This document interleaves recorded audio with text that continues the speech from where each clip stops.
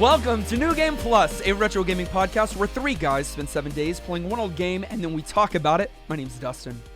My name is Kenny. Nolan here. And this is episode 328. Which Elder Scrolls was your first? Oblivion. 3. Elder Scrolls 4. Yep. Skyrim's Skyrim's 5. That is right. Correct. Weird. And Morrowind I played after. Okay, here's my order. Oblivion, Skyrim, then Morrowind. I went back. Okay. Yeah. Interesting. You have a lot of Elder Scrolls. I really have to watch myself every time I say that. You do. I know. Experience. Kenny, Skyrim? You watched someone play Skyrim? False. I've played Skyrim. I have not beaten Skyrim, but I've played it many, many times. Okay. No one's and is the extent of my experience. I am a terrible gamer, and I have played 5. Nothing else. Oblivion's better. I like it better. It's so good. Oh my gosh. It's not. Skyrim's obviously better, but I love Oblivion. Would I like Elder Scrolls Online, though, is the question. Oh, no. Really? Dude, Did they do it so bad? MMOs suck. I don't know if it's good or not. I just know that MMOs are the worst thing. Such Kenny, a hot stop take. it. That's not. That is actually not a hot take. My Skyrim is also my only experience with Guys. Elder Scrolls. Yo, that's crazy. I think they did that on purpose. For sure. The reason why I ask is because just a few days ago, Bethesda added 5 classic Elder Scrolls titles to Steam and made some of them free. Is one of them Skyrim? Well, no, it's not Skyrim. It wouldn't be a surprise if that was free. It's pretty much like $2 every other week right now, which is great. But these games, some of these games have been free for a while, but like on GOG or on the Bethesda, I think they have their own client. But since they're shutting that down, they're moving it over to Steam.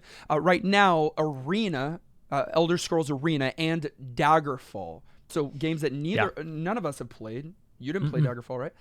No. Are free. The other ones are really inexpensive to play. I think that's cool, bringing Elder Scrolls over, making it available to everybody, because Sonic is doing the opposite right now. Because that new Sonic Origins thing is coming out, they pulled all of those actual individual Sonic games from Steam because they want you to buy it on the new one.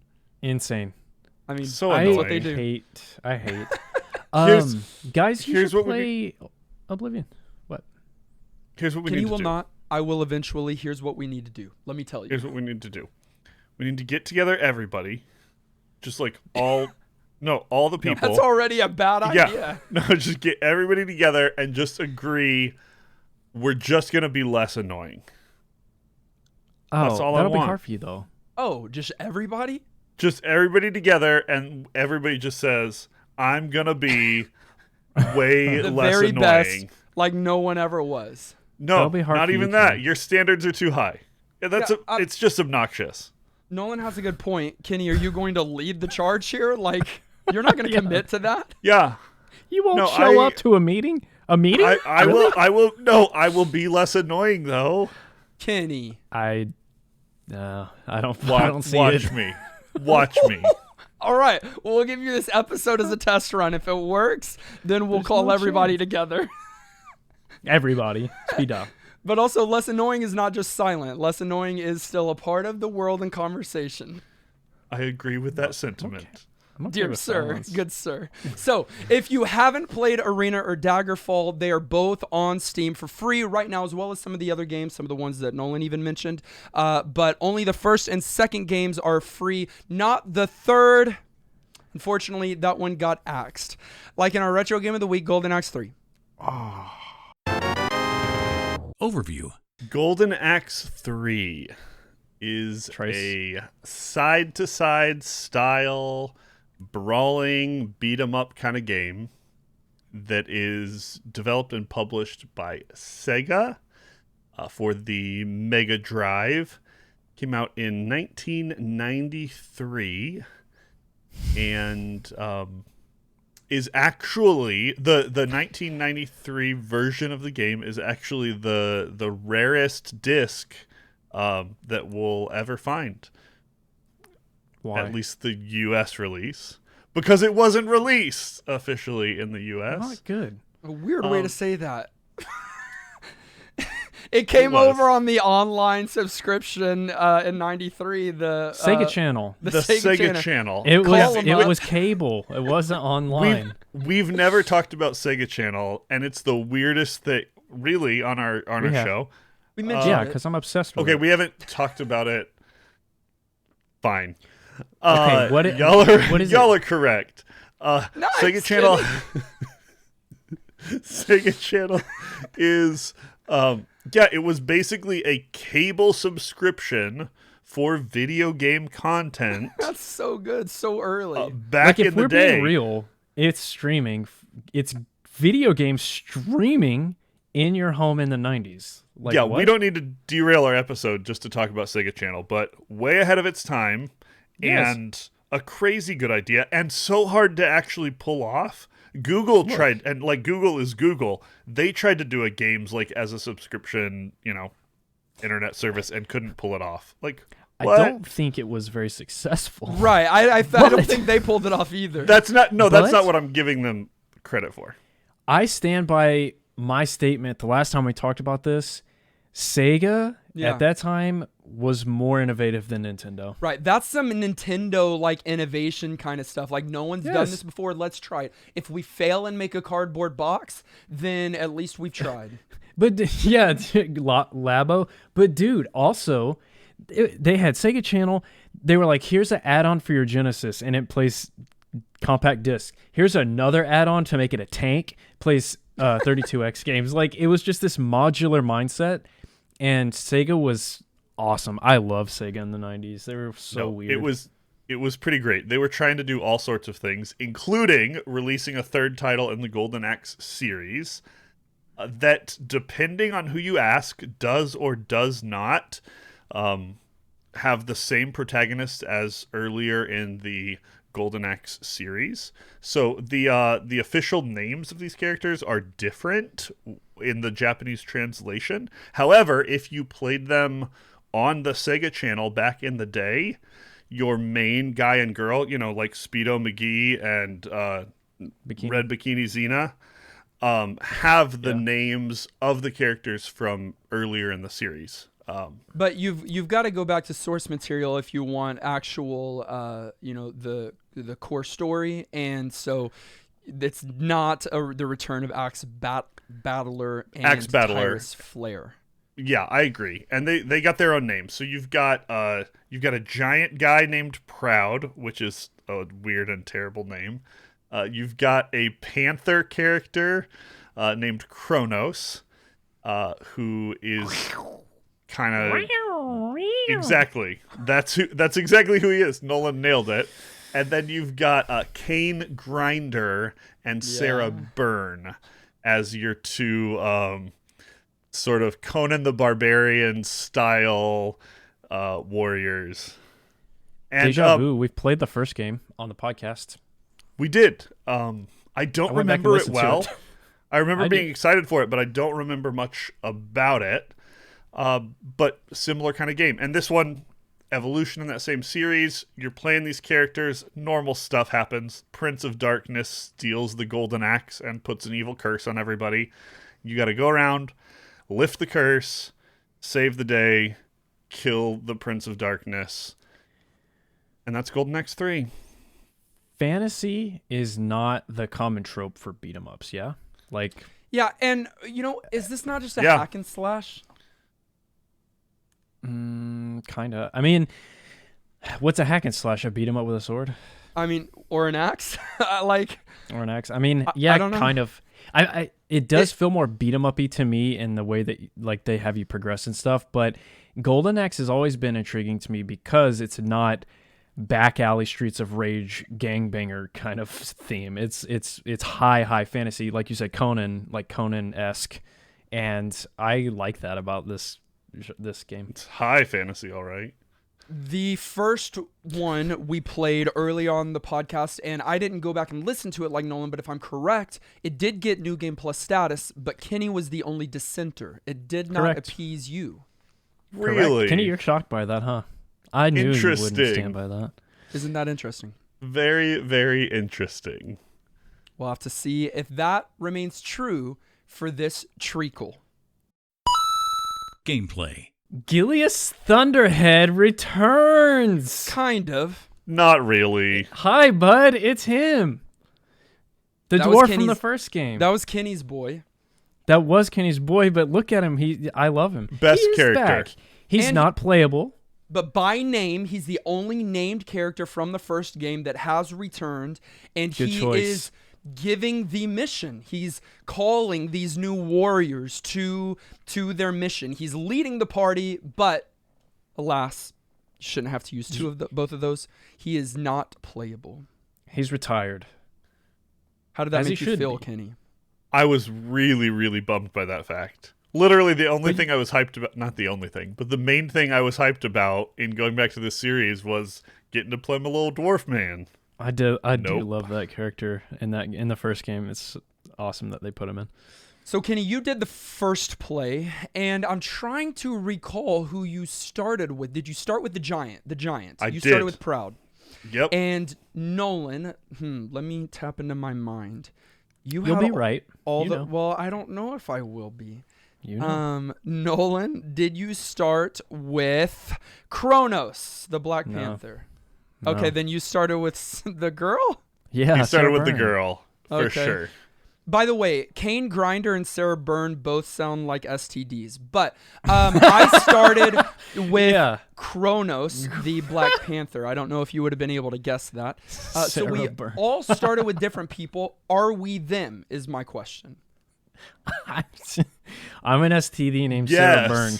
Yeah, I mean, do I wear that Yes, little you wear that. clothing? Yeah. I Not think like I'm Sarah on your more than the body, other guys. I But I in think your I'm Sarah. heart, like in your heart, that's exactly how you're dressed. Yeah, of course. Kenny Kenny is his character. Kenny's the Giant for sure, yeah. Yeah, yeah. Yeah. And I guess I'd probably be the Panther. I don't know. Yeah, so We are just with our bad- powers Yeah, combined. We're bad It's self-insert fan fiction. It's a new episode standard, I guess. We're just going to do that. The characters play dynamically different from one another. I don't recall from the first game how drastically different these characters played from one another.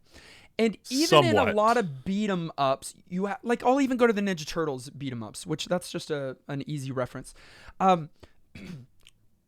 Each of the turtles have some different weapons and maybe a different special, but they play generally the same, I would argue. Here, I the think so. characters play differently. Yeah, and that's wonderful. That's one Yeah. of the reasons why I like Sarah so much. Sarah's slides, like her like slide and her like dash move, totally vibe with that playstyle. And You're also the double a jumps- sucker. Yep. I was going to literally say you're a sucker for the double jump. Yeah, of course. I didn't use it a ton. Double jumps in a non-platformer's less hype, but still, I like the sentiment. And I don't know, she ended up being my favorite character because she was different than the other guys. The standard guy, the giant, just the male muscular The guy. Giant's not the standard. There's The- the man. He The means man. giant muscular man. Yeah, not Yeah. the giant. I did like his like straightforward play style, but yeah, they're all different. It's great. And the Panther was more of a speed-based agility kind of build. If you saw his stats, his agility stat would be through the roof. He's able to move across the screen quickly. He's also the other character that can double jump. Again, not that helpful in a beat 'em up. But Just not. if you need to get out of the battle for whatever reason, maybe that can help. But I would imagine for the Giant, strength was the high stat there. Kenny, is that fair? Health? He maybe even? hits hard. He has certain special moves that are like real powerful. I don't know. They're just so wildly different from each other. And they do share some similar kind of core mechanics. You have some straightforward attacks. You have a series of grapples. Then you have a series of special moves. And then you also have your magic and your combo moves, which we need to talk about because that's crazy. But within those, how those are manifested in each character is completely different.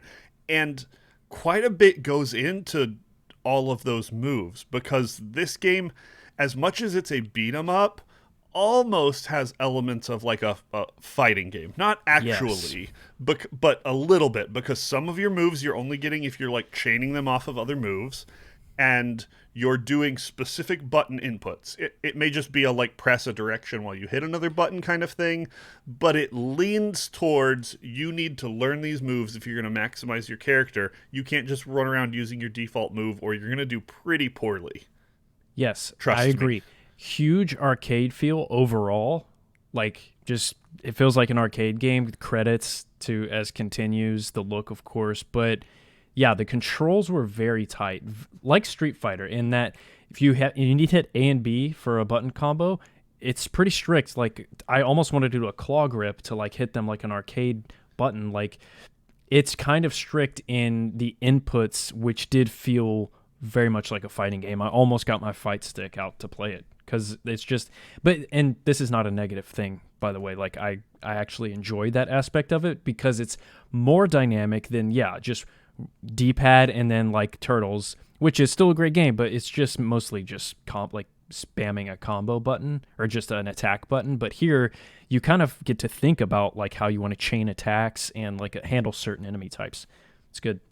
And like the first game, and Kenny mentioned it, each of the characters have a magic ability. Throughout the stage, you can collect these little magic vials, and then when you've got at least one of them, you can use your magic ability, and it consumes all of your vials, and it does different levels of that magic attack.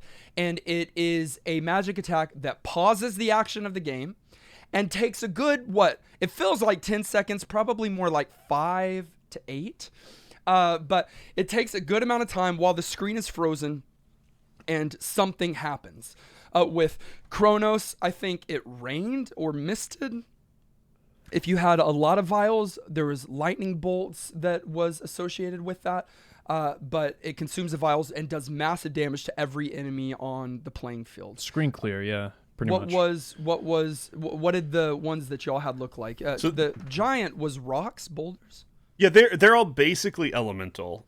Kronos is a little questionable because like mist, but really it's like lightning at his big level. And so you get water-based stuff for the guy in blue clothes, fire-based stuff for your girl in red, and your yellow loincloth is all earth-based skills. Yeah, mine was fiery meteors. It looked really sick. Yeah. That's cool. Elemental. Interesting. Yeah, actually I didn't put that together. Elemental about any other thing, but hey, no, it works. It just is and flavor. And then they each have a special move, and they operate differently from one another. So it's not just you press A and B together and that's everybody's. Kronos's, I'm trying to remember what his was. It was something. It was one direction, the opposite direction, and then back the same direction, and then A and B at the same time. So a super simple thing like that. And he would leap across the stage, and it's one of the 2 unblockable attacks in the game. There are 2 unblockable attacks in the game, and Kronos is special as one of them. And so once I found that out, it was spam to win the rest of the game. Is mine the other one? Maybe. Do you recall? She throws her sword across the screen. I don't know. Maybe. It's great. It's a really good safe move. I also loved the you have a dash, you have a run, and it's like forward, and then punch, and she does this like full screen kick, and it's so safe. I love that move. Kenny, do you remember what the giant special was? Did you figure it out? I don't. I didn't play as much of him actually throughout the week. I played him and like him the best, I still think, but went back and played more of this game later, and actually did some co-op as well this week. Really? I was playing the game, and my wife walked in the room, and she was like, "Well, that looks fun," and I was like, "So play with me." And so we almost cleared the full game together, but couldn't quite pull it off because y'all started making out. Exactly. Yeah, that's why.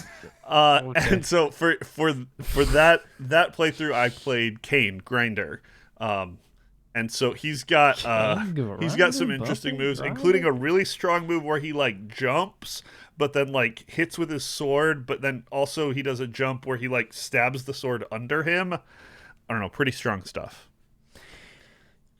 One of the things that I want to ask about that, because in co-op, something that I had read was that you're able to chain specials together, or there's something that works there with two players. Whoa. Do you know what I'm talking about? Where y'all able to do it? I do know what you're talking about. We certainly were not able to do it. Yeah, I was It gonna takes say way that. more coordination than was going to happen between the two of us. I knew My where that was understanding going. is you have to have saved up a whole bunch of your potions, at least for cooperative magic. Like you have to have like 10 of them together. And it works the same way as your co-op just moves do, which means you have to like line your characters up on the screen and wait for them to like acknowledge each other. Like they look at each other and like give a head nod, and then you have to Weird. cast a spell. It's a super weird way of doing those I combos. love that That's though. kind of cool, though. But I kind of really fun. like that. I say that just having read about it. Right. Literally, we played co-op and didn't do a single one of them because we're just mashing buttons and barely You getting can do by. more than 2, right? You can do up to 4 players. Oh, I don't know. I just Maybe saw I'm one or wrong. I two. think just but I think just two. it's not split screen, right? It's all on the same screen, which I Yeah. prefer for Yeah, games you're like this. shared. Okay, cool. Friendly fire though No way. in co-op. Are you Yep. kidding? You got to Wait, be what about- careful. What about magic? Not magic. You instantly I kill was each gonna other. say. You nod at each other, and then it's just Let's go. Total party kill. Look to the sky and burn alive. Okay, that's really cool. I'm jealous. I'd love to play this It was game a co-op. fun game to play together. Yeah. There is there's replayability with this game. Like and with beat 'em ups, I don't normally say that because I don't know, it feels like maybe if you want to try a different character. Play a different sure. character would be the only thing. Maybe. But and this game more so than others because they play so dynamically different. But besides that, the stages have options. Like you can get to a fork in the road essentially, and it'll say like choose one, and you go. And I immediately would be like, man, I wonder what's on the other one. Like, and that happens often throughout the game. And so I love that they added that in there, and it's just less linear, which is this genre by definition straight up is linear. So it's great. So like Star Fox stole from this game because you know how you got the space and there's different planets that you don't go to on certain runs because you take different paths. Yeah. You know what I'm talking about? Yeah. It's comparable to this in the sense that you can beat the game having not played 4 of the stages because of the paths that you took. So you don't fight some of the bosses. Like they're truly unique stages with truly unique bosses that you're not going to face if you didn't go that direction. So there's replayability there. Yeah. In fact, enough so that I was kind of confused by this game. I was like, are there not really bosses in it at all? Because there were characters that were harder and they felt sort of like mini bosses to me. But I think I was just taking routes that didn't have the big impactful moments in most of my sort of natural playthroughs. Which has impact on the game too, because the ending that you get and how likely it is to get the full really good ending depends on not only which routes you take, but on how many continues you have to use to get through the game as well. And so there's a lot going on here, and the characters are so different. So Nolan, you're right. For a beat 'em up, tons of replayability. I also think it's dependent on how many people you rescue, Kenny. I think you have to that may be included. Yeah. rescue a certain amount of. So there's captives throughout the stages, Yep. and you can. You're pretty much forced to rescue them. I feel like by fighting the enemies that you I thought so face, and when you rescue them, it gives you this Ankh, which you get 5 of them and you get an extra life. But I think you've got to rescue a certain amount because in the end, your character travels back through all the places that you went. And the villagers are celebrating. So if you didn't rescue them, there's no one to celebrate your victory. It's an interesting thing. So I beat the game twice this week, and got different endings. Nice. And it was, and one, you beat the game, but you don't get the golden axe. And so it says, hey, play again. The heroes didn't recover the golden axe, whatever. The other one, it's cool. You beat the final boss. You walk off, but then you come back and grab the axe. Like you leave the stage and then you come back, grab the axe. And then you also have to fight the boss in a final form. Yeah, you get a second phase of the boss, which is so fun on the That's on the great. good It's plenty ending. of content. I love that. Tons of Tons of content. Speaking of the continues to get to the late game or the true ending thing, difficulty was a discussion the last time we talked about the first one. What did y'all think about this one? I'll start by saying I feel like this beat 'em up is quite easy when you put it up against some of the other big hitters, especially on the Genesis, like Streets of Rage and like even some of the Turtle games. But like, I mean, yeah, I beat it once and I was like, well, that wasn't bad. Relatively easy. There is a hard mode if you want more challenge. And I think most people, once they get a little bit of sense of the game and using continues, can probably expect to be able to beat it on their own. But as the prototypical bad gamer for us, I didn't beat it completely through on my first playthrough, just, playing poorly. So it feels like it's in a pretty good spot to me. Yeah. Yeah, and same. I think it's a easy to mild of difficulty there. With save states, it's going to be no issue. With all of the continues, I think it's going to be fairly easy. You might not get the true ending your first or second time, but I think it really comes down to not even mastery, but an understanding of your fight mechanics, because it's not just punch nonstop. No, because learn your moves. The AI here is quite annoying in the sense of if you just do your jump kick, which in some beat 'em ups will always work, they will automatically respond to that almost every time, depending on which enemy it is. So they've got some fairly advanced AI. I don't know about for the time, but more so than Golden Axe 1 or the first one. And you learning those mechanics and which moves work well against which enemies will seal the deal for you. If you're willing to do that, you'll find it relatively easy. If you're stuck on that, then it'll be a fairly difficult game. Aged. The graphic conversation, really all of the age conversation is going to be interesting here because it's 1993 and playing it in 2022, it jades it a little bit because for me, it just puts it into the 90s. But this is not like the earliest of this system. And it has some heavy hitters on the Genesis or on the Mega Drive to live up to. Graphically, at least. We'll talk graphics, okay? I read a critic's response to the graphics when it released, and they actually said this. Critics applauded Sega's decision not to release Golden Axe 3 in North America, speculating that the game's drab graphics and generally mediocre quality would have damaged the Sega Genesis reputation. So some people thought that Sega intentionally didn't release this game to a North American audience because it wasn't up to its standards. That's a pretty hot take, but I will say it's not completely out of left field because in my mind the graphics, specifically your backgrounds here, are just pretty bland and kind of boring. They might have been going for some kind of like realism there. You're in the desert and like, what are you gonna do? Well, you're in the desert. It's a bunch of sand dunes, and so that may have been part of it, but fairly simplistic and kind of dullish color scheme generally. And that's not a bad thing. Again, they probably made some of those choices on purpose, but not my favorite looking game for sure. I feel like your co-host disagrees. Why do you think that? You're making faces.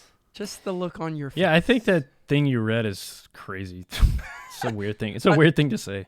I think there's many people that would agree that it doesn't have the most impressive graphics, especially for the Genesis and especially 93. I mean, sure, you have standouts on the system that are way better than this, but to say that they didn't release it to a country because they were embarrassed about like how it looked compared to the other. Come on, it's Sega. They would have put out anything. That's not why they did it. Also, I think it looks good. I guess that's the hot take. I like the look of this game a lot. And I fall somewhere. I fall somewhere in the middle. I think there are some really good graphics, and then I think there are some really bland graphics. And it felt like a really weird mixture because you usually get one or the other. And here I was like, this stage is really gorgeous, and then the stage is really bland. What I did like consistently throughout were the character models. I thought the 4 or 5 that you've got look great, and it's hard to do the realistic, look. Like it's easier to do a Sonic character or someone else, right? But a realistic, it's always hard, especially proportion. That's why you just don't give them arms. But here, I thought they worked, and the enemies worked too, but the reused enemies with just a palette swap, that did get on my nerves. Yeah, that's it's always normal with this genre. Yeah, but I hate agreed. that too. They did bring the mount back, the like snail dinosaur thing. Yeah, they did, and Nice that to see was. that. I think that was in 1, but not in 2. So they brought that kind of that's mount, even cooler. You can attack an enemy off of it and then ride it. And they had a few in this one. Also, we didn't say, but the block was new. We probably didn't use the block much. Right. I don't know who's going to block much in a beat 'em up, but that was new. I didn't here. often. Music, Nolan, did you like it? Yeah, I love the Genesis sound font here on this game. It's like, it is such a good example of what the Genesis sounded like just in general with like effects. Like, I'm not even talking music. I'm just talking about like battle effects and just the noises that they chose with it. It's so classic. But the track list was pretty diverse too. I like the music a lot. Fits the tone great. I like the sound effects. I thought the music was pretty good, but I didn't feel like there were many like memorable tracks that sort of stuck out. There were 1 or 2 bangers on a couple of big fights that I enjoyed, but I think sound effects were more impressive to me than music. But overall, felt like it was not done poorly. I think often when it comes to music, I'm asking 2 questions. Does it fit the game and the stage and everything that's happening? And would I listen to any of these tracks afterwards? Those aren't the only questions, but those are some of the big ones that I ask. And both of those were in the positive for me this week. I didn't expect that, but the music was pretty good, and music that I would listen to outside of this game, which is rare to say. Maybe even I don't know, maybe not especially with the beat 'em up. Beat 'em ups kind of need to have some good tunes. And, yeah, they do. And I felt like this one had some really good ones. Most of the songs I felt like could have fit in a Sega playlist of like best tracks. Like most of them, I was like, yeah, I'd see that one on there. That one probably too. They were all solid. I like the music. The tone of this game, to me, I think has aged well. And what I mean is the high fantasy thing we were talking about. It's high fantasy and it doesn't hold back. And to me, that's just so much fun. Like, it doesn't need a serious or elaborate story or setup. It's just like Conan-esque button mashing, and the charm to me has not worn off at all. Like some of the games we play feel out of place when you try to return to that, like whatever it was going for. But this one, you look at it and it looks like one of those like cheesy romantic novels that you're like, sure, mom exactly, reads or whatever. yeah. And it's so good. Like, it's fun. There are not plenty. There are a few Golden Axe games. There's Golden Axe, the one that we played, and that's an arcade game, correct? Yeah, I think so. And there was a release for it, a cartridge. And then there's Golden Axe 2, and that was a Mega Drive and Genesis exclusive, I believe. And then there's Golden Axe: The Revenge of Death Adder. Which was only arcades. So that was like a straight up sequel from the first one. Yeah. And then there's Golden Axe 3, which is the one that we played. There's some spinoffs too, as well. But it's interesting to me that they decided to go kind of like back and forth. Arcade, console. Arcade, console. I mean, it's straight up an arcade game. It's an arcade game, isn't it? It's straight up arcade. Yeah. It absolutely is. It's got that vibe all the way. I feel like it would be even better in the arcade. You'd have I do too. Bigger, like even bigger sprites, and just the cabinet with the like art on it. Man, yeah, it'd be dope. There'd be a lot to play there. $127 used because it's only over there, right? Right. True. Japan copy. Yeah, and you're getting a Japanese copy at that point, so no English dubs. Not that you're missing much. We didn't say it, but the story here is always really short and not that engaging. So it is $127 used. It's $220 new. So that's up there. It certainly is up there. Yeah. Final thoughts. At the end of each and every one of our episodes, we determine whether or not the game gets our vote for New Game Plus status, which is our general thumbs up or thumbs down. It does require 2/3 of the vote to swing one way or the other. Kenny, you've been such a gentleman today. I would love for you to take us first. Don't tell him. I've been way less annoying than you've ever known otherwise. I think on some fronts, this game. Never mind. Why? Because you just the way you set it up, we know you're gonna take a good 30 minutes right now. I'm not. I'll keep it somewhat The succinct. floor is yours. I think on some fronts, this game is mediocre. The visuals don't add a lot. It's probably not as much of an evolution as we would like it to be from earlier titles. The accessibility things are kind of interesting historically, but made actually getting this game and playing it super annoying. But its specific flavor and implementation of like fantasy beat 'em up are just really, really fun for me. I think there are probably better titles in the series, and overall, I think playing the arcade games of Golden Axe are going to be more fun than playing the console games. But co-op aspects are fun, replayability is huge, variety of moves is absolutely amazing. Imperfect game. I have so much fun playing it, though, that I don't care. Even if it's just okay actually and objectively, other people might have fun too. So, for whatever reason, yeah, New Game Plus for me. That's one yes in Kenny's own way. You did say it's okay objectively. I don't think you can say that. It's certainly a subjective thing. No, I can. I think it's okay subjectively as well. I'm going to lean over more into the mediocre camp. After playing it through fully 2 times this week, I enjoyed my experience, but certainly not enough to recommend this game. There are plenty of other better beat 'em ups. I don't even know how much of an evolution this is from Golden Axe. Again, it's been a while since we played it. I know it's going to look better and feel better in some regards, but it didn't feel as charming maybe as Golden Axe did. I felt like the special magic moves broke the flow of the game. I felt like the graphics were too bland too often, and the reuse of the enemies would I felt like it was flagrant at some point. So while I had fun and while I enjoyed it and beat it a couple times this week, I didn't have enough fun to recommend it for everyone to go and play. I think there's better games, especially that this was one of like Sega's big series during the time. I think it should have been and could have been more. Put it on the arcade, and maybe like it would have fixed some of those things. But I think as a home console in '93, they could have and should have done better. So I don't give it my vote for New Game Plus status. I'll save this episode.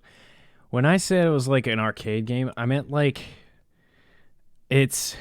they did a great job taking what functions as an arcade game and putting it in a home console, and you don't lose much except for a joystick.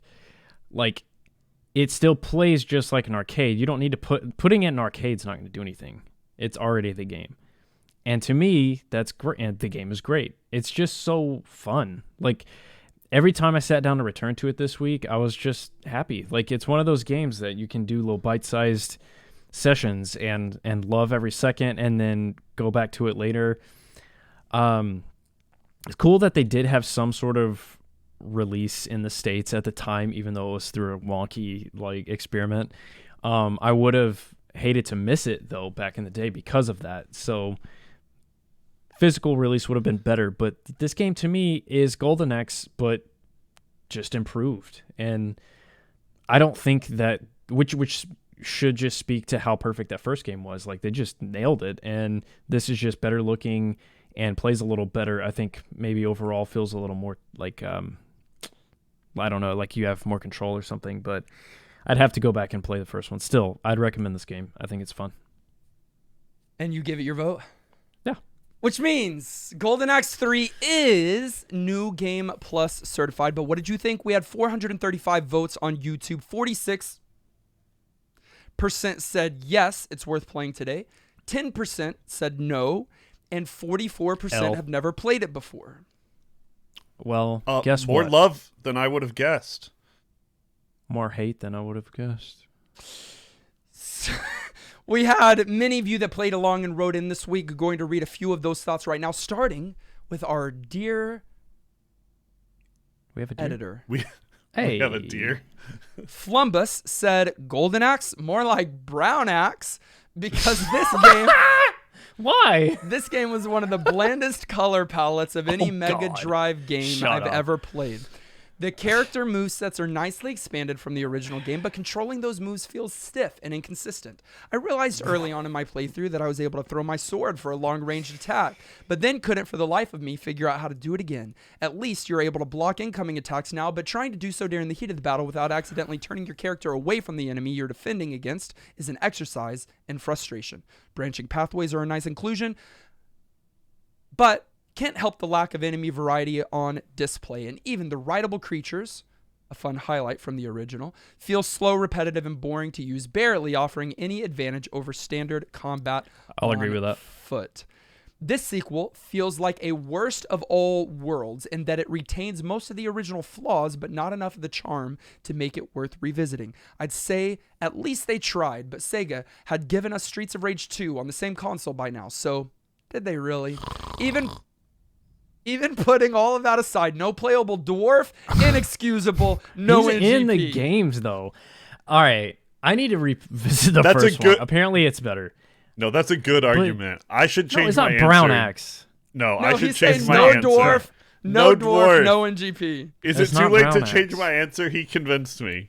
Matatastrophe said, this is my first time writing in after finally listening through the entire backlog from episode 1. Honestly, was hoping my first time playing along with y'all would be either something amazing or something laughably bad, but this one just feels like it falls somewhere in the middle. This game looks good and would probably be fun to play through with a friend. However, the combat felt on the stiff side. Enemy variety felt very limited and bosses were very unforgiving. I would say this is borderline, but the lack of playable dwarf tipped the scale for me. No NGP. What do you mean, Kenny? That argument is back. Easy. Oh, yeah. The Birdman didn't wreck your face. I'm sure. I'm good. The first or second time, because he returns. I'm good. Kevin said, first impressions of this game were that it looked pretty good, the music was okay, and it played pretty slowly. As I played, some of those thoughts changed. The music was still just acceptable, but the graphics just weren't that great. The player sprites looked really nice. Some things like the water looked great, but it was just pretty bland overall. The gameplay is what changed the most for me as I kept playing. It felt crazy slow at first, until I realized how you could chain attacks together. It felt much more fluid, fast, and fun to play once I figured that out.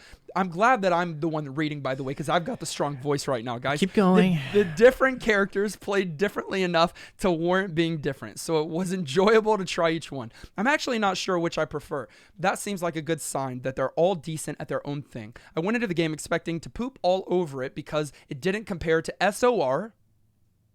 Oh, Streets of Rage. Fanboy. Or SMAVIMC. Say it again. SMAVIMC. Super Mario versus SNK versus Cap. No. You know what? At some point when there's that many letters, you gotta write it out. At Average this point, Victorian. guys, I don't know what he said. I mean, y'all don't know what you're talking about. This game is not bad. All right. I definitely recommend. I've got to finish reading. They've convinced me. I definitely recommend several other beat 'em ups before saying to play this one, but if you played those, then I'd play this one. NGP for me. Bro. P.S. I feel like we all know this, but Kenny is the Hulk guy, Nolan is the Jaguar, and Dustin is He-Man. Almost Okay. correct. I'm Sarah Byrne. Don't ever disrespect me like that again. And Streets of Rage, yeah, we know it's good. What do you, I hate Honestly, when people just bring up the game that's like the best one in the series and be like, I get it. Nolan disagreed with everything he said and then totally agreed with his outcome. And then every other person that's commented, he's been like, oh yeah, that's true. And then when they've said no New Game Plus, he's like, they're crazy. Finally, Games with Dad said, I found the show a year ago when I started to listen to Streets of Rage 2 music while waiting for a COVID test result, and the podcast was a suggested listen afterwards. How fitting that my first commentary submission would involve another Sega beat 'em up. Although not as good as the holy grail of Sega beat 'em ups. Streets of Rage 2. That doesn't mean Golden Axe 3 isn't a fun game. Character movesets are surprisingly deep. They added blocking. It's useless, but they added it. And branching pathways makes me put this game above the original. I would still get ganged up on, but not near as much as in GA1. Combat continues to be quite stiff, however, and most enemies seem to be able to get out of range, which isn't that fun. It's not in my top 5 Sega beat-em-ups. It's no TMNT, Streets of Rage, or even close to Golden Axe 2, but I think I would give it New Game Plus anyway, due to fun, co-op, branching paths, and a character that looks like the ultimate warrior. P.S. The Snell Dragons are cool, and the Bird Boss can suck it. Wait, Golden Axe 2 is the best? Is that what? Yeah, I think arguably it is. Like, that's what I've heard. Well, let's play that one. At least according to this guy. Should we play it for the next 7 days? Yeah, and it is Golden Axe 2. Thank you for sending in your thoughts on the Retro Game of the Week. You can do that each and every week, but you need to agree with Nolan in the future. That is priority. Yes. That should have gone without saying. You can email us at ngppodcast@gmail.com. We're dropping your commentary in the commentary channel in our Discord. But for now, we're going to set aside Golden Axe 3, and we're going to randomly select from the smallest pool that we have ever pulled before. Because it is a producer pool! The scream. It's a kiddie pool. Okay, I guess. Every so often, we do Patreon pools where a lot of our patrons can come in, submit their game, and from that pool, we will randomly select the game that we're playing. And every once in a while, rarely, we do an exclusive producer pool. And so that's what we're doing this time. It's a very small group of people who have submitted games like Goemon's Great Adventure for Nintendo 64. I know that's a popular one for them. Games like Elder Scrolls 3 Morrowind. Hey, just topical, timely. A lot of people came together and inputted Fable for the Xbox. You know what? Interesting. Okay, keep going. And then we also, all of them are like games that they really want us to play. And then we've got Nowell, who submitted Eggs of Steel, Charlie's Excellent Adventure, and Hello Kitty's Cube Frenzy. Oh, no. An egg game? Haven't we already played an egg game before? I don't know if we played an egg-focused game. No, we played the Rooster game guy. Oh, yeah. But I will say, Billy Hatcher. Billy Hatcher, and it was great. Unfortunately, we're not going to be able to play this game for 7 days this week. Oh, man. Because we're playing it for 14. 7 plus 7. 7 times 2 even. We are playing this for 2 weeks because next week you're going to get a retro recap from some of our community members, so stay tuned for that. Play this game, whatever we're about to select with us, for the next 2 weeks, randomizing. Now.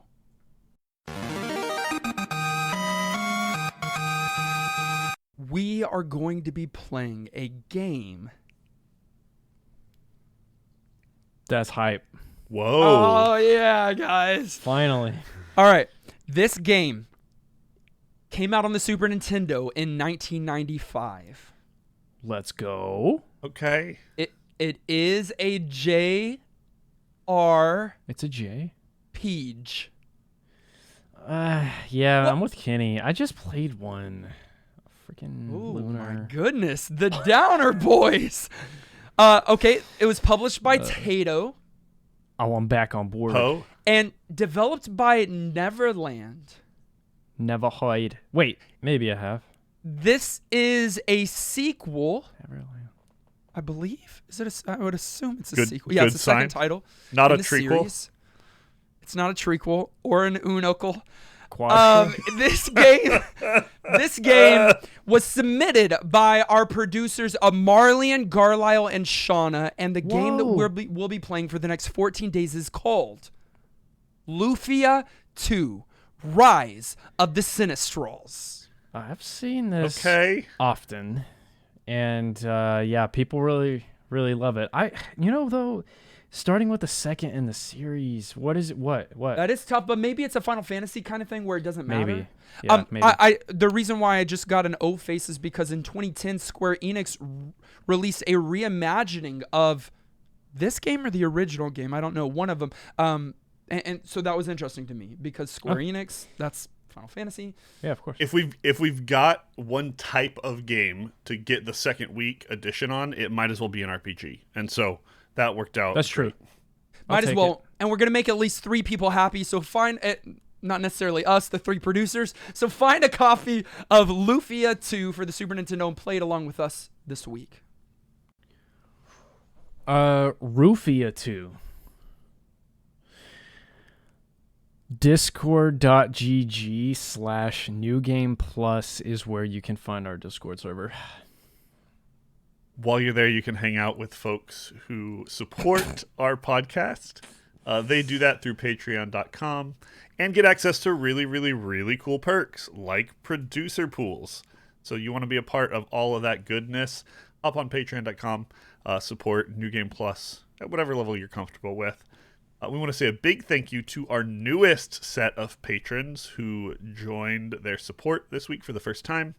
So shout out to, I'll try and actually pronounce it correctly since Dustin butchered it, Matastrophe.